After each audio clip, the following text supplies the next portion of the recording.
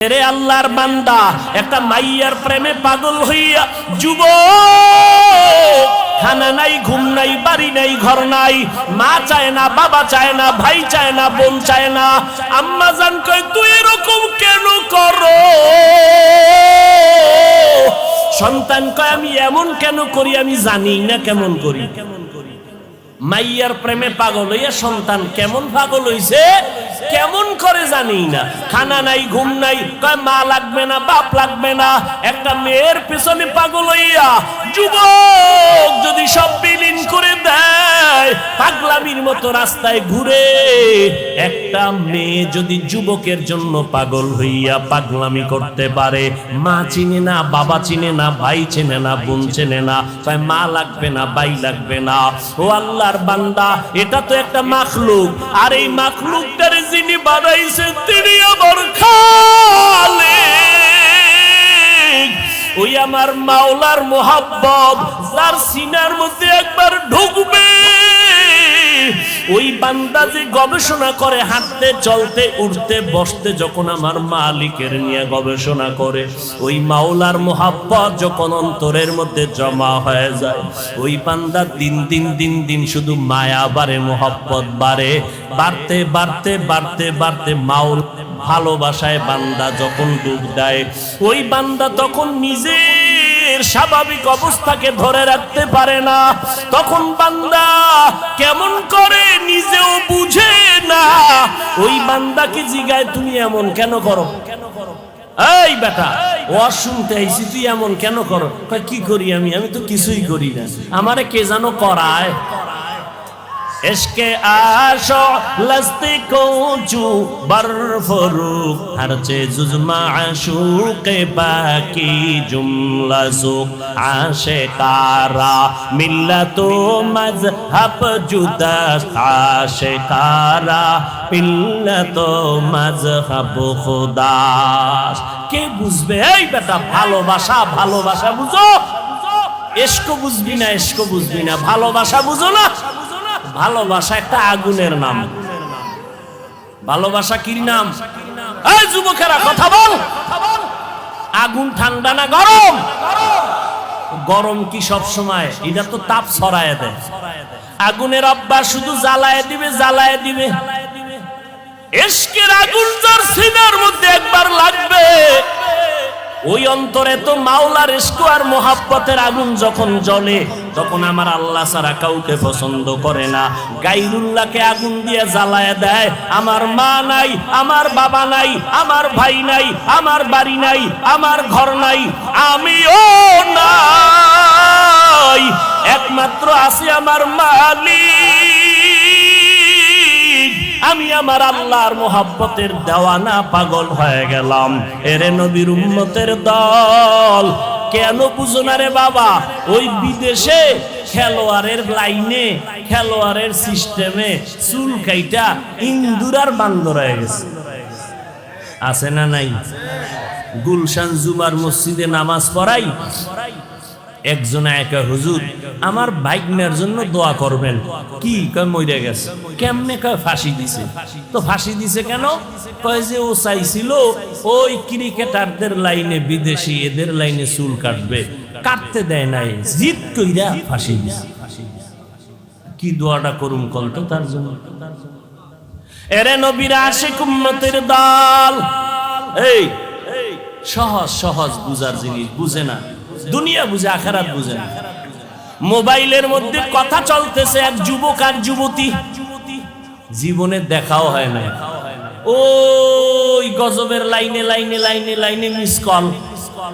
এবার যুবক যুবতীর জন্য পাগল, যুবতী যুবকের জন্য পাগল, জীবনে দেখাও, কথা বলতে বলতে বলতে বলতে মায়া, এত মোহাব্বত আর ভালোবাসা জন্মে গেল, না দেখি এখন পাগলের মতো হয়ে গেল।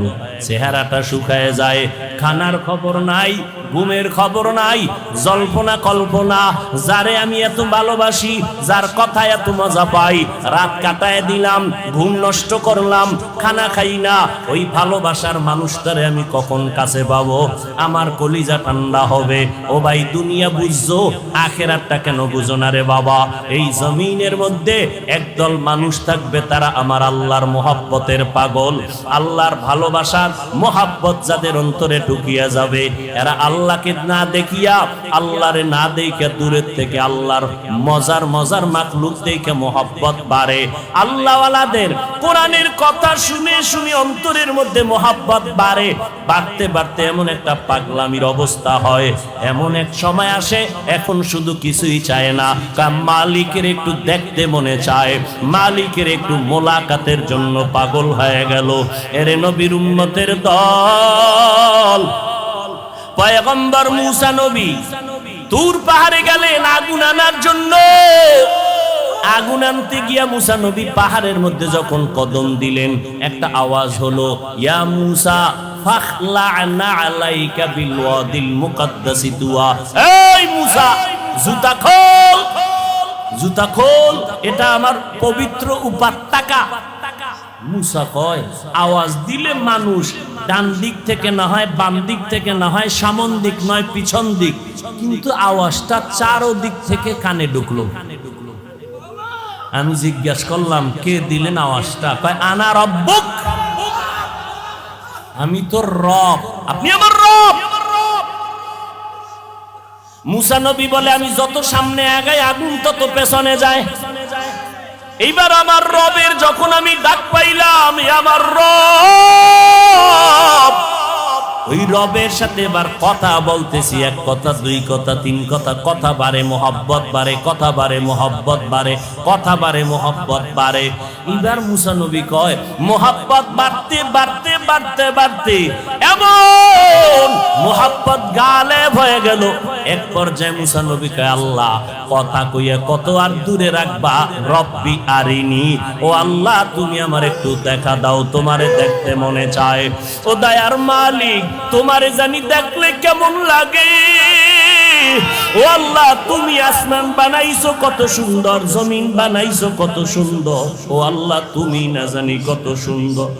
আবা সুলাইমা দাদে মুলকো সরওয়ারি, সদমতি এ খাতে মশদে ওয়াপরি। দাউদ আলাইহিস সালাম এমন এক সময় জমিনের মধ্যে পদার্পণ করেছিলেন, যেই সময় অস্ত্রের বাহাদুরি চলতো বেশি। আল্লাহ তাআলা নবীদেরকে মুআজিজা দান করতেন, অলৌকিকতা, অস্বাভাবিক ঘটনা। দাউদ নবীর অস্বাভাবিক আল্লাহ তাআলা দান করেছেন এমন এক পাওয়ার, লোহা হাতে স্পর্শ লাগলেই মোমের মতো দুর্বল হয়ে যেত। দাউদ আলাইহিস সালাম মোমের মতো নরম হওয়া লোহা দিয়ে অস্ত্র বানাইয়া বাজারে বিক্রি করতেন। মানুষগুলো দাউদের অস্ত্র নিয়ে যায়, অন্যদের অস্ত্রের বেচা কিনায় ভাটা পড়ে গেল, কারণ অন্যের অস্ত্র ভারী ধারালো নয়, দাউদ নবীর অস্ত্র বড় হালকা এবং ধারালো, মানুষ নিয়ে যায় অল্প টাকায়। এই অবস্থা দিয়ে দাউদ নবী তার জীবিকা নির্বাহ করতেন। আল্লাহ তাআলা দাউদকে বলেন, হে দাউদ, আমি তোমাকে রাষ্ট্র ক্ষমতা দিলাম, নবুওয়াতার হুকুমত দান করলাম, তুমি আমার নেয়ামতের শুকর আদায় করে নাও। দাউদ নবী বললেন, আপনি যদি তৌফিক না দেন আমার দ্বারা সম্ভব হবে না। আল্লাহ বললেন, ও দাউদ, আমি তোমাকে তৌফিক দিয়ে দিলাম, তুমি শুকর আদায় করে নাও। দাউদ নবী কিছুক্ষণ অপেক্ষা করে বললেন, হে মালিক, আমার দ্বারা শুকর আদায় করা অসম্ভব। কেন রে দাউদ, বলো।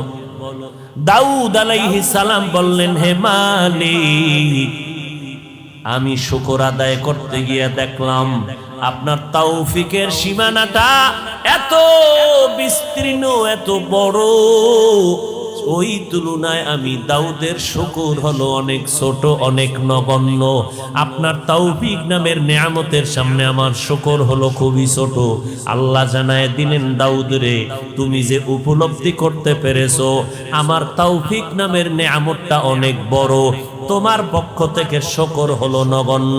এই উপলব্ধি করাটাকে আমি শুকর হিসাবে গ্রহণ করে নিলাম। তাহলে তৌফিক এটা আলাদা একটা নেয়ামত। এজন্য বান্দা আল্লাহর কাছে তৌফিক চাও।